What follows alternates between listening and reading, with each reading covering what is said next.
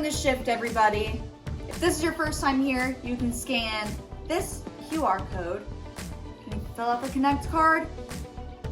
We'll send you some free Opus coffee. And make sure you check out the Coffee with Joe section so you can ask all the questions that you need to know about Shift. Donations are still coming in, but as of right now, we have raised close to $1,500. Isn't that amazing? Good job. You can still donate by scanning this special QR code or by sharing our social media posts on yours. Speaking of, our Thanksgiving meal packing party will be on November 12th, right after service. We need people to grab a bag, generously donated by Publix, and to fill it up with all the sides and all the yummy things. And those bags will be handed out on November 18th, which is our holiday meal giveaway. From 11 a.m. until we run out of stuff, we'll be handing out meals to anybody that shows up. Each family will receive one turkey and one bag filled with all the goodness that y'all put in there.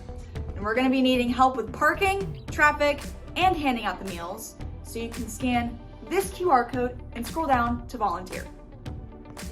And lastly, our next online only service will be on the 26th. Lots of people will be traveling back from seeing family or from their food comas. And we want you to enjoy your Thanksgiving weekend with your friends and family. So our teaching will go live at 10:30 a.m. and you can watch the conclusion to our series all nice and snuggled up in your pajamas.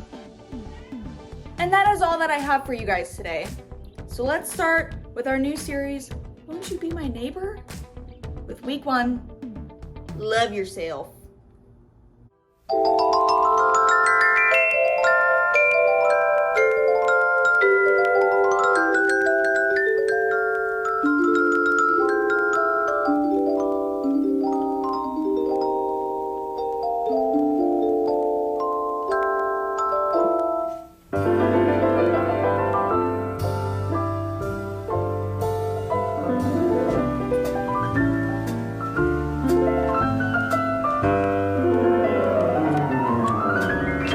It's a beautiful day in this neighborhood, a beautiful day for a neighbor.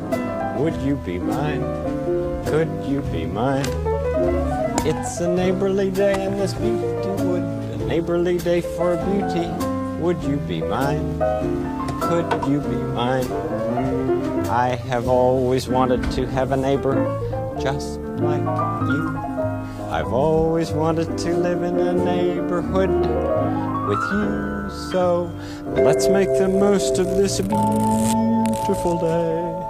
Since we're together, we might as well say, would you be mine? Could you be mine? Won't you be my neighbor? Won't you please? Won't you please? Please won't you be my neighbor? My neighbor? I'm glad we're together again. It was really, really close game yesterday. And I'm not saying that Missouri is going to whoop Florida in a few weeks, but Missouri's going to whoop Florida in a few weeks. So just, sorry. Listen, I can only speak God's truth from up here, right? So I'm just saying. Anyway, welcome to church. I don't know about you. I grew up, I loved Mr. Rogers. I watched Mr. Rogers all the time. There were so many, generations of kids all felt the same way about him as I did. He just had this way of connecting with the children watching it and making them feel like really loved and secure and safe and appreciated. And that was the whole reason that he started his show. As a matter of fact, Mr. Rogers said that I went into television because I hated it so. And I thought that there was some way of using this fabulous instrument to be of nurture to those who would watch and listen. Mr. Rogers was a Presbyterian minister, and he wanted to teach kids about who God was by teaching them to love themselves and to love their neighbor. He believed, as I do, that the way that we love God is by loving ourselves and loving others. And that echoes the words of Jesus when an expert of the law asked him which was the greatest commandment. This was one of just a few questions that he actually answered directly. And he said this in Matthew 22, 37 through 40, and we have it up here on the screen for you. Jesus replied, "You must love the Lord your God with all your heart, all your soul, and all your mind. This is the first and greatest commandment. A second is equally important. Love your neighbor as yourself. The entire law and all the demands on the prophets are based on those two commands." Now, through the month of November, we will explore what that really means. Over the next 3 weeks, we will answer 3 questions. Next week will be, who do you love? Then we will answer, how do you love? And then we'll answer, where do you love? But today, to kick off, won't you be my neighbor, we'll take a look at that little phrase that the church very rarely talks about, as yourself. So we talk, especially for us, we talk so much about loving others. But today I want to talk about loving yourself. So if you're new in person or on the stream, I just want to say welcome. My name is Joe. I'm the lead pastor here. And if you fill out the Connect card, the digital one, please mark the coffee with me. I'd love to meet with you in person or over Zoom and share our stories. A few weeks ago, I was talking to a friend, and I can't remember the exact conversation or even the topic, but I do remember telling them that I love where we are. Like as a family, shift too, but like as a family. I love where we are. I love what I get to do. I love life.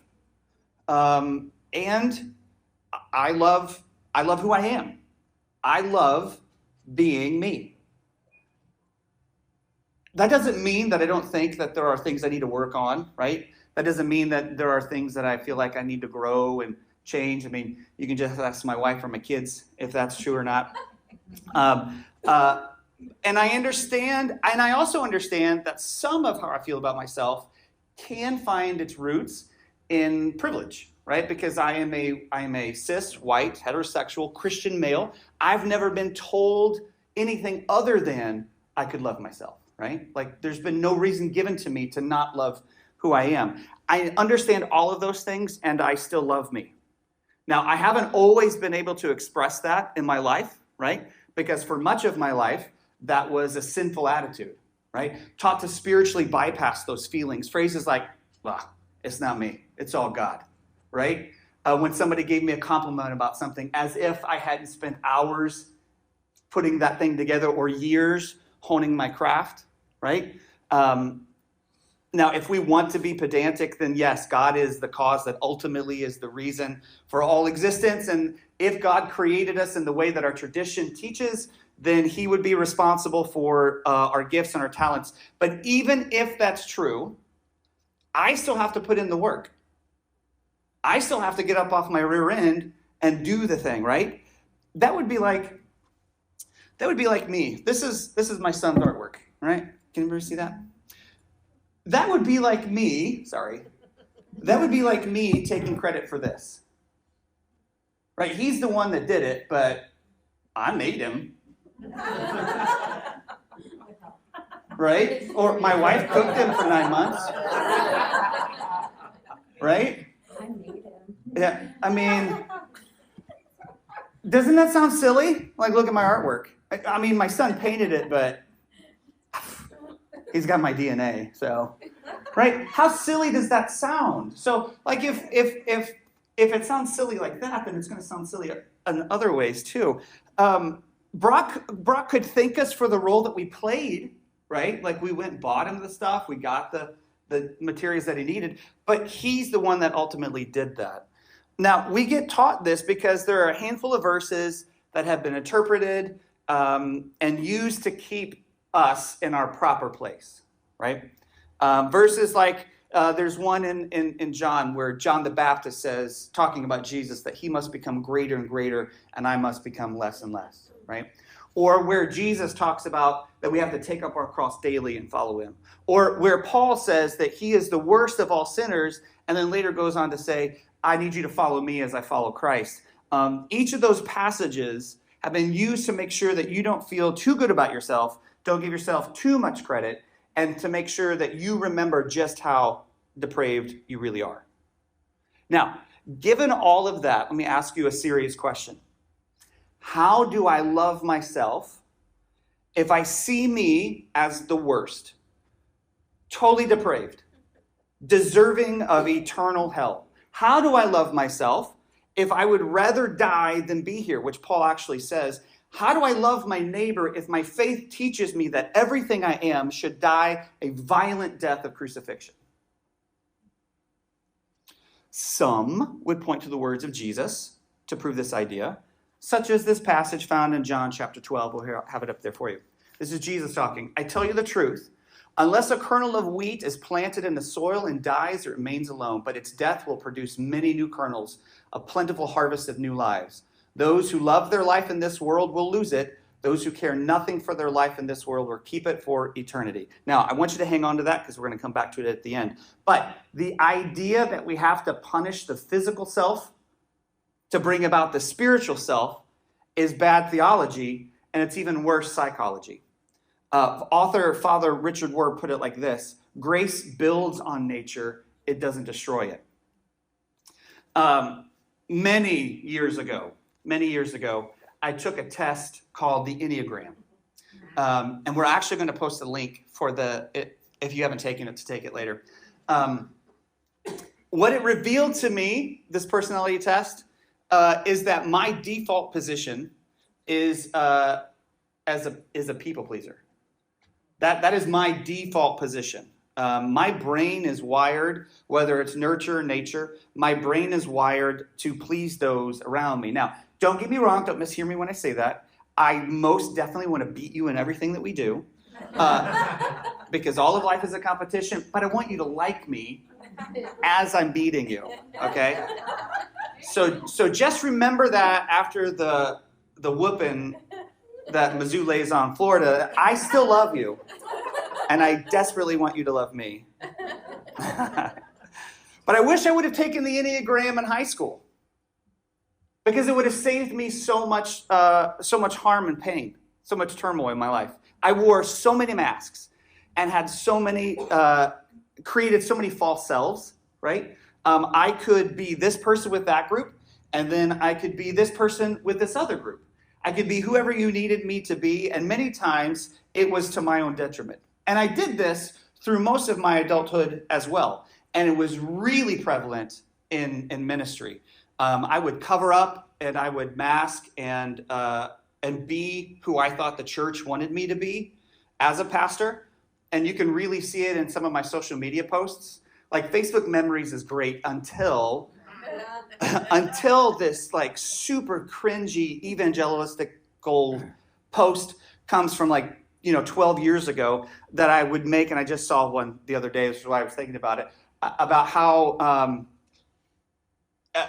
it was a post that happened after some boring, crappy elders meeting, that I was excited about whatever I said God was doing and how blessed I was to be a part of that boring, crappy elders meeting. So let me pull the curtain back just a little bit for you. All elders meetings are almost always boring and crappy, okay? Regardless of what anybody says. But I still posted it. I said things that I didn't mean. I wrote posts I didn't really believe in. I taught things that I wasn't sure about, all because I wore masks to please those that were in charge of me. And we all do that. We all create or are handed these false selves and then believe that we must live as those selves. These are the lives that must die for us to find our true life, right? The Catholic priest, monk, and mystic Thomas Merton, if you haven't read Thomas Merton, do it, said this about the false self: every one of us is shadowed by an illusory person, a false self. We are not very good at recognizing illusions, least of all the ones we cherish about ourselves, the ones we are born with and which feed the roots of sin. For most of the people in this world, there is no greater subjective reality than this false self of theirs, which cannot exist. A life devoted to the cult of the shadow is what is called a life of sin. And Thomas Merton is talking about the very thing that Jesus is driving at. To really live the kind of life that Jesus came to show us, the false self must die. And these false selves are the personas that we create that we adopt to fit in. And this is seen in the little boy who wants nothing more than to play with his sister's Barbies, but instinctually knows that his parents are not okay with it. So he creates a false self and begins to play with things that he hates just so that mom and dad will continue to love him. This is found in the middle schooler who has the name brand nothing and gets made fun of for where he lives. So he creates a false self and begins to bully other kids because if he does that, at least he knows that they won't pick on him. This is seen in the adult who has never been their true self around anybody because they've never been in a space that would allow that. So they keep everybody at an arm's distance. They have lots of acquaintances, but no friends because they've never been able to be their true selves because they were afraid of losing community. They keep everyone at arm's distance because that's what life has taught them. All those false selves are the things that must die, that must be crucified. But how, right? Like that's the real question. How do I die to this false self? And how do I live in the fullness of who I'm created to be? I honestly think, I'm going to boil this down. We don't have a ton of time to, really dive into this. We could spend months on this. But I think our first step is awareness. The first time that I became really aware, that I can remember being really aware of this, was in middle school. I was relentlessly bullied my 6th grade year. And I didn't want to continue that way. So 7th grade year, I changed them. And it worked a little bit, but not enough. 8th grade, I changed even more and it worked better. Like I made the basketball team. I changed how, clothes that I wore. And it was great, right? But the biggest change happened that summer before my 9th grade year. Like I knew that this new me was being really well received. And I thought, well, if this worked, then I'm really going to go for it, right? So that summer I changed my hair when I had it. I wish I had hair to change now. I changed my hair. That was fun.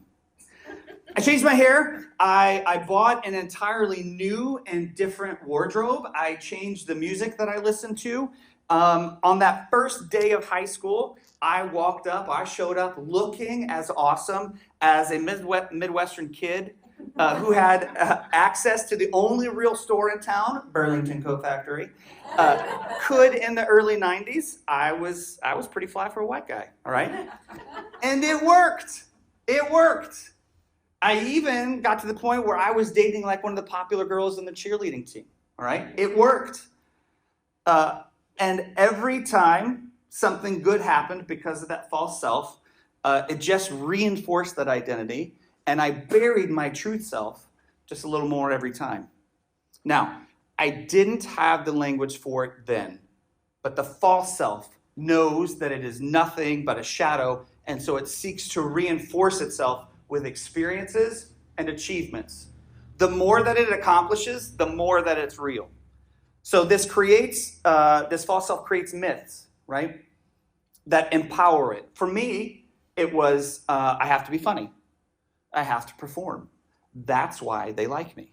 And those myths give the false self power to grow and the power to stay. So our first step to dying to this false self is awareness. I think the second thing to know when dealing with this is that you're not broken. You're not broken. You're not evil, and you are not inherently bad. This idea of original sin was first stated in the 5th century by Augustine. This idea that all humans are born sinful and deserving of eternal conscious torment. It was usually taught that humans were born into sin, and the Adam and Eve story explained it. But original sin wasn't something that we did. It was something that was done to us. But when Augustine, thanks to Augustine, evil went from something that you and I can do to an entire social concept. In the book Original Blessing, author Danielle Schroyer says, can you go ahead and show that? Yeah. Sin is not the primary thing that is true about us.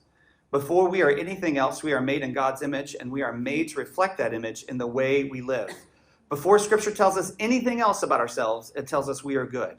I think that's because that's the way God intended it. When we ground ourselves in the fact that God created us good, we are capable of confronting all the other things that are true about us, even the difficult things. And we've said this before, but brokenness, as much as it exists within the human condition, is not our truest true. The foundational truth is that we are created good, declared good, and that's the truth from which we grow. That is our starting point. The false self, this life of sin, as Merton puts it, it would tell you that there is something innately wrong with you. And if that is your starting point, then the false self will only continue to grow and continue to get stronger. And our theological structures help maintain the false self and then condemns us for allowing it. But if we see the truth that you are not inherently wrong, that God created as good, that leads us to the last thing that I want to mention, and that's being generous. Being generous to yourself. We have to treat ourselves generously, or we will never move beyond the fear-based exclusionary stages of most early human development. Jesus talks about this in Matthew 6:22. It says this, your eye is a lamp that provides light for your body. When your eye is healthy, your whole body is filled with light. Now, the Greek word for healthy implies being generous. If you see, including yourself, generously, with generosity, your whole body is filled with light. It's not a one-time event, and it's not something that you're going to perfect overnight. You will have to practice this over and over and over. And one way you can start by doing that right now is by asking yourself, would I say or think this thing about a friend? Those negative or self-deprecating things that you think about yourself or say to yourself, or even the way you treat yourself, would you do or say those things or think those things about somebody you love? Then why do we so easily do that to ourselves? Give yourself some grace. We are our own worst critics. You're going to make mistakes. You're going to get stuff wrong. You're going to forget something. It's called life, all right? And life can be hard enough on its own. Don't add to it by creating this false narrative that you have to be this thing or that thing. Let go of societal expectations. Beauty standards change with the season. What's in will be out, and what's out will be in. And who decides what we're supposed to look like anyway? And why do we give them the power to decide that for us? Why do we allow these people to set these impossible moving standards and then feel bad about ourselves when we can't possibly reach them? Now, that doesn't mean that you can't learn. It doesn't mean that you can't grow. It doesn't mean that you can't get better. It does mean that you don't have to allow the meaning of those things be dictated to you. You can set that standard for yourself. Avoid theological systems that would have you believe that you're less than, like we just mentioned, that you're inherently bad or evil. Those teachings reinforce the worst parts of humanity and do untold harm. It's those kinds of teachings and doctrines that are the base for the unbelievable abuse that occurs within the church walls. Listen, if you believe that you deserve hell, then you will accept it from the pastors and leaders that are teaching it. And I could give you example after example after example, but we can wrap it up neatly with this. Would you treat your neighbor the way you think about yourself? Would you treat your neighbor the way you think about yourself? We cannot beat ourselves out of the system. Grace always builds on nature. It never destroys it. Start treating yourself with that grace, with that generosity. That's the way the false self dies. You cannot crucify it with violence. The false self must die, but only at the hands of grace and generosity. It may be hard to believe. This might be hard for some of you to believe. But it wasn't until just the past few years that Tori and I had friends. We had friendships along the way, but no real friends. No people that we could be our real selves with. There was always this wall between us and them. And for the most part, that friendship or relationship was always based on whatever church we were at the time, right? Looking back, part of it, I guess I can take some of the responsibility part of it. Looking back, we just kind of presented our false selves so that we could have some sort of semblance of a friendship. But thinking back over the 21, 22 years in ministry, the vast majority of it's been very lonely, never being truly known. Now, for me, that began to change when I had somebody hire me at a gym here in town as a trainer called Burn Boot Camp. That was the first, I've mentioned this before, but that was the first time in my adult life that I had friends because they liked me. Not pastor me, not youth pastor me, but just me, right? Then my wife found her people that she didn't have to hide from, right? And it was weird, okay? It was all so very weird. And it was good and it was healing, right? And then when we took over as lead here at Shift, we got rid of a bunch of things that we hated about church. And one of the first was this need to create this false self as the pastor and the pastor's wife, right? We were going to be us, come hell or high water. Take it or leave it, but this is who we are, warts and all. And again, it was weird at first. It was super weird at first. Like we had to literally remind each other that we didn't have to pretend anymore, right? And because we did that, we found community, like real community. If Shift falls apart and everything goes to pot, right? You are still people that I want to hang out with, right? We would still go out and have a drink with you, even if you left here, even if you stopped coming. In fact, there are people that we hang out with that no longer attend here. And do you know how awesome that is? Like, no guilt, no pressure, and how good that feels, right? So if you're having, it's not a thing. So don't, if I say hi to you or something, you see, oh, I didn't ask. I don't care. I mean, I care, but you know what I mean? Like, whatever. Does that make sense? Okay, all right. But do you know how good that feels to know that there are people that actually accept us for who we are and all the community that we have now? Now, do you remember that verse that I told you to hang on to at the very beginning, that John 12? I tell you the truth, I want to remind you, unless a kernel of wheat is planted in the soil and dies, it remains alone, but it's death, yada, yada, yada, right?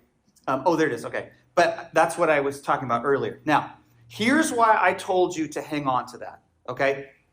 In the Greek, the word for eternity is aionios, okay? Now, aionios does not mean eternity or eternal or forever the way that we understand it, okay? There was no concept of that. A better rendering for the word is an age, so belonging to an age. It's not about something that happens after this life is over. It's about the life that we live now. Not only that, the kind or quality of life that we live now. So read that again. Can you show that the italics are mine? So I inserted some stuff here in verse 25. Can you go ahead and go to the next? There you go. Those who love their life, the false self, in this world will lose it, the true self. Those who care nothing for their life, the false self, in this world will keep it, the true self, for eternity, the age to come. Now, the moment that we decided to die to our false selves, we were blessed with this real, lasting life eternal, a different kind of quality. The kernel of wheat that we buried produced so much in our lives that at times it's truly overwhelming. Every good thing that has happened to us started in that decision for our false selves to die. Every person, every friendship is the harvest of those new lives. Our way of life is so good and so rich and so blessed because we decided to live in who God made us to be. This is heaven crashing into the earth. This is those thin places that we've talked about before. To die to our false selves and live in the true self that God created us to be is to live in the age to come right now. When we live in our true selves, it's as if heaven is already here. This is the meaning of baptism. This is what Jesus was talking about when he said that he was the way, the truth, and the life. This is what it means to love your neighbor as yourself, to know and to be known, to live in the fullness of our God-healed humanity. So the invitation today is for your false self to die, to make the decision to take those masks off that we wear, to live in the fullness of who we are, to be who God made you to be. They'll adjust, or not, whatever. If you're new with us, in person or on the stream, each week we end with a time of reflection. We want you to get in touch with what you're thinking and feeling. So we want you to take a moment to listen to what God is speaking to you. So we'll turn down the lights and the band will come back up and begin to play for us. During the questions that I'll ask to help guide this process, I want you to be brutally honest with yourself. All right? Nobody's listening. Really take to heart what we just talked about. Find where that false self is and is still in need of death, and what you can do to bring life to your true self, your God-given humanity. Then for anybody willing, we will take communion. And for us, communion is a weekly reminder of the life, the teachings, the death and resurrection of Jesus. So my first question for you today is this. What emotions came to the surface talking about our false selves? And why do you think that is?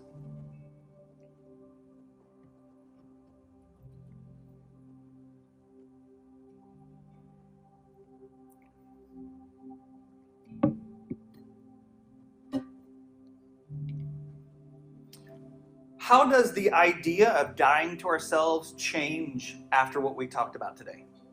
Or how we looked at it? Does it make more sense to you now? Is it a more healing thought?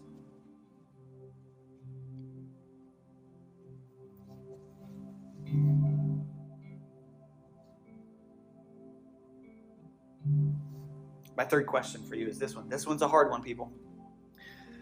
What area will you struggle the most in dealing with this? Being aware of where the false self is? Shedding the idea that you are inherently broken? Or being generous to yourself? Why? Which one will you struggle with the most and why?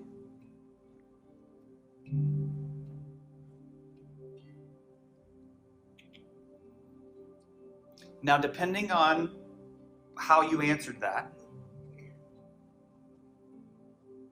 your homework is to come up with one realistic step to start the process. One realistic thing, one achievable thing. Write it down, make a note, come up with one real, tangible step to begin the death of your false self or any remnant of that false self that's still lingering. Let's pray. God of abundant life, we thank you for this beautiful community that you have brought together. I thank you for the friendships that have been born from the death of my false self. I pray that as we continue to do the work of crucifying those false selves, that others will see the flourishing that it creates and begin their own journeys. I pray for a movement of your spirit to free more and more from the bondage of false religion, of the systems we create, of the narratives that we put into the world in order to fit in. I pray that we lay down those lives so that we may find the sacredness of our healed humanity. I pray that we live the lives that you've created us for. Help us to remember how Jesus modeled this for us and to walk his path in our daily lives. Thank you for your willingness to give everything to show us your way. I pray that these small symbols remind us of those things. In your name we pray. Amen.